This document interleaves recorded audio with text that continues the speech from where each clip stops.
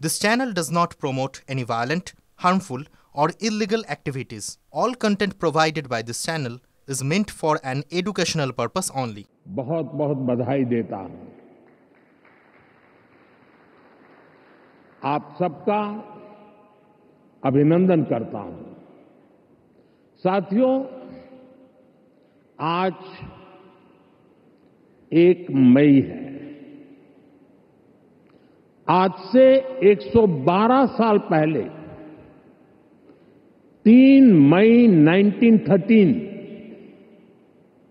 भारत में पहली feature film राजा Harishchandra release हुई थी।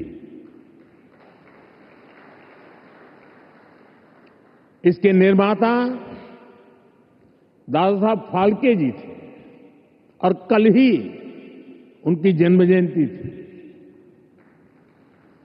बीती एक सदी में भारतीय सिनेमा ने भारत को दुनिया के कोने कोने में ले जाने में सफलता पाई है। रूस में राज कपूर जी की लोकप्रियता, कान में सत्यजीत रे की पॉपुलैरिटी और ऑस्कर में RRR की सक्सेस में यही दिखता है। गुरुदत्त की सिनेमैटिक पोएट्री हो या फिर ऋत्विक घटक का सोशल रिफ्लेक्शन, AR रहमान की धून हो या राजा मौली की महागाथा, हर कहानी भारतीय संस्कृति की आवाज बनकर दुनिया के करोड़ों लोगों के दिलों में उतरी है। आज वेव्स के इस मंच पर हमने भारतीय सिनेमा के अनेक दिग्गजों को डाक टिकट के माध्यम से याद किया है। साथियों, बीते वर्षों में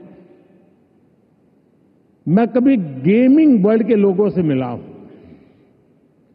कभी म्यूजिक की दुनिया के लोगों से मिला, फिल्म मेकर से मिला,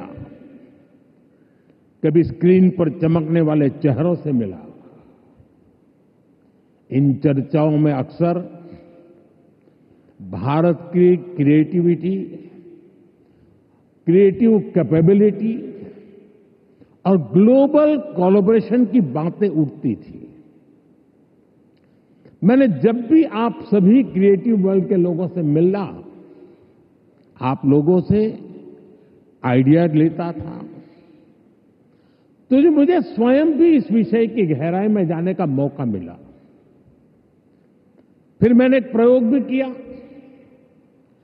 6-7 साल पहले जब महात्मा गांधी जी की 150वीं जयंती का अवसर आया, तो 150 देशों के गायक गायिकाओं को गांधी जी का प्रिय गीत वैष्णव भजन तो तेने कहिए, ये गाने के लिए मैंने प्रेरित किया।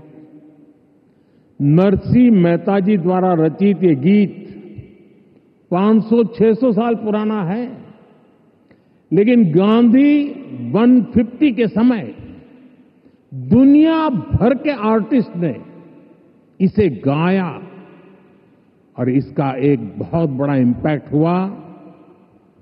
दुनिया एक साथ आई।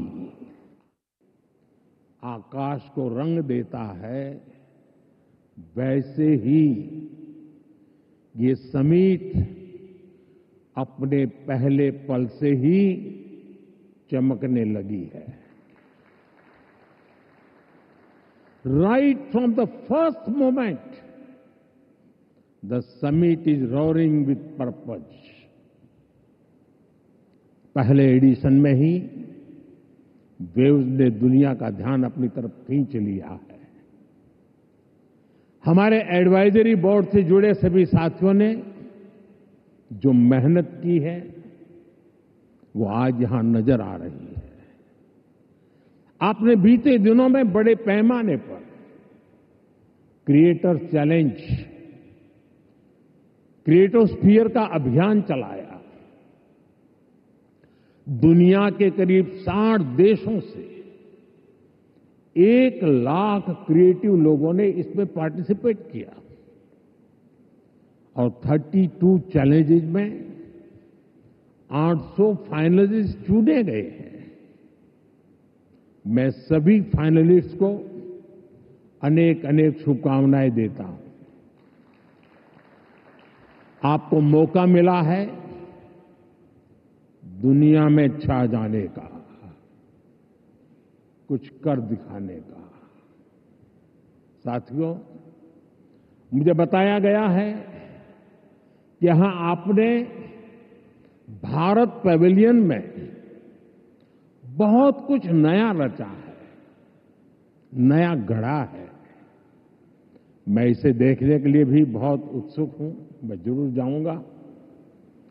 वेव्स बाजार का इनिशिएटिव भी बहुत इंटरेस्टिंग है। इसे नए क्रिएटर्स एनकरेज होंगे, वो नए बाजार से जुड़ पाएंगे। आर्ट की फील्ड में बायर्स और सेलर्स को कनेक्ट करने का ये आइडिया वाकई बहुत अच्छा है। साथियों, हम देखते हैं कि छोटे बच्चे के जीवन की शुरुआत जब बालक पैदा होता है तब से मां से उसका संबंध भी लोरी से शुरू होता है। मां से ही वो पहला स्वर सुनता है। उसको पहला स्वर संगीत से समझ आता है। एक मां जो एक बच्चे के सपने को बुनती है, वैसे ही क्रिएटिव वर्ल्ड के लोग एक युग के सपनों को पिरोते हैं।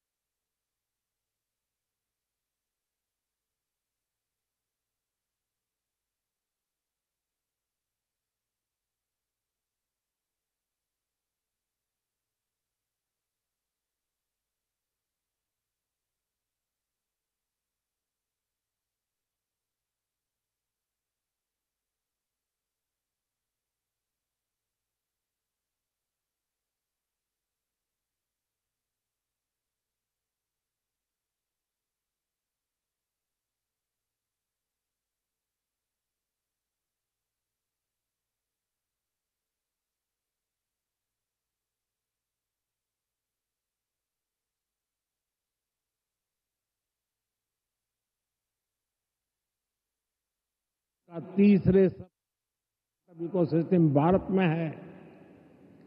विकसित भारत की हमारी जर्नी तो अभी शुरू हुई है। भारत के पास इससे भी कहीं अधिक ऑफर करने के लिए है।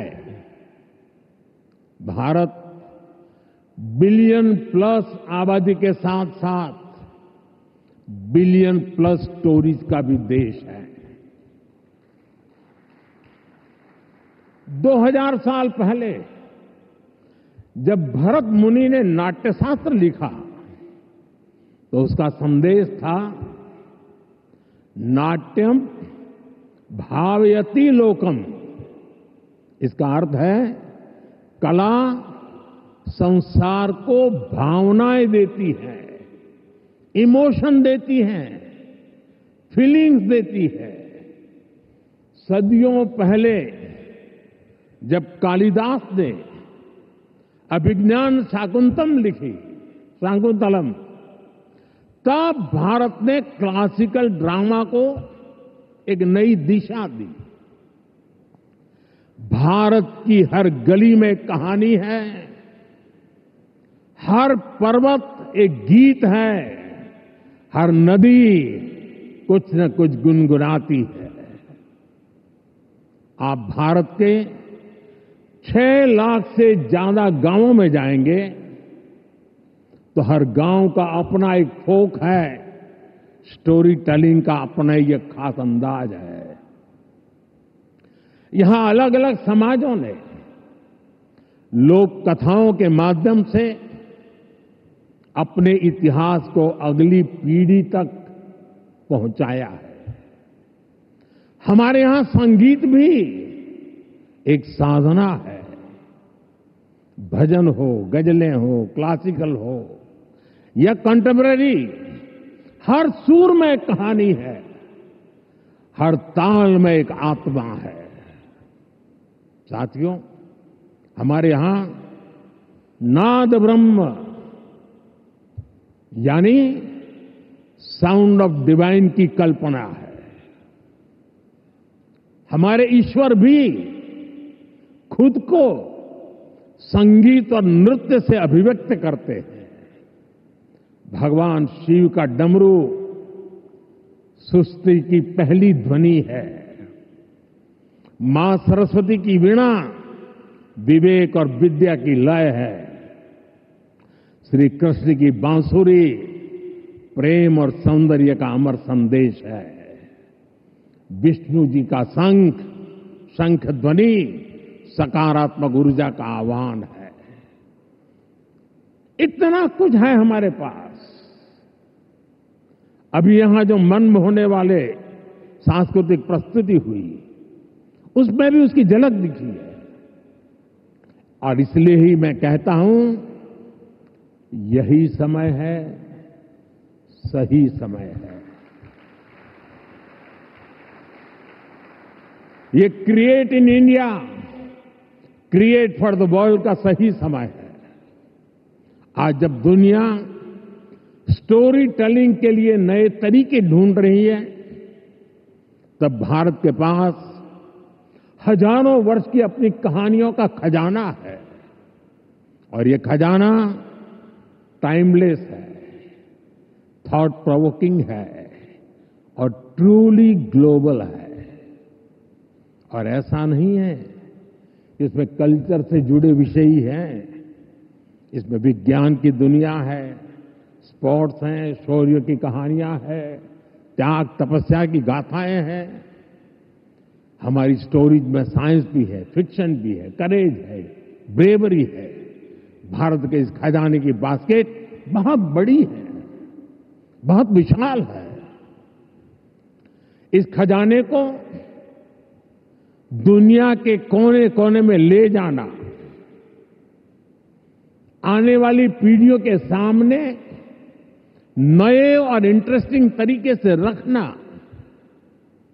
ये वेव्स प्लेटफॉर्म की बड़ी जिम्मेदारी है। साथियों, आप में से ज्यादातर लोगों को पता है कि हमारे यहां पद्म अवार्ड आजादी के कुछ साल बाद ही शुरू हो गए थे। इतने सालों से ये अवार्ड दिए जा रहे हैं, लेकिन हमने इन अवार्ड्स को पीपल्स पद्मा बना दिया। फिल्म में, म्यूजिक में, एनिमेशन में, गेमिंग में, भारत के कोने कोने में जो टैलेंट है उसे एक प्लेटफॉर्म पर देगा तो दुनिया भी इसे अवश्य सराहेगी। साथियों, कंटेंट क्रिएशन में भारत की एक और विशेषता आपकी बहुत मदद करने वाली है। हम आनो भद्रः कर्तवो यन्तु विश्वतः के विचार को मानने वाले हैं। इसका मतलब है चारों दिशाओं से हमारे पास शुभ विचार आए।